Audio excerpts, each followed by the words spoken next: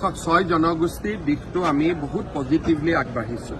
নৱেম্বৰত বিধানসভাত আমি প্ৰতিবেদন দিম আৰু ছয় জনগোষ্ঠীৰ প্ৰায় বহুখিনি আমি সমস্যাটো সমাধানৰ দিশত আমি বহুখিনি আগবাঢ়িছোঁ।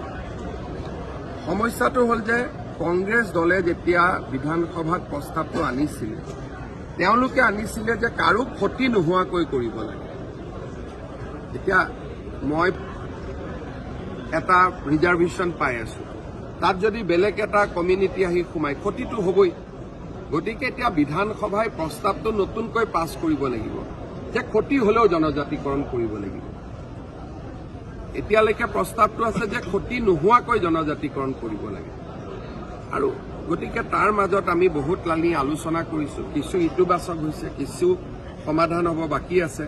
নৱেম্বৰত আমি বিস্তৃত প্ৰতিবেদন দিম আৰু ৰাইজে নিজে দেখা পাব যে আমি কিমান পজিটিভলি বা চিনচিয়াৰলি এই সমস্যাটো সমাধানৰ কাৰণে চেষ্টা কৰিছোঁ।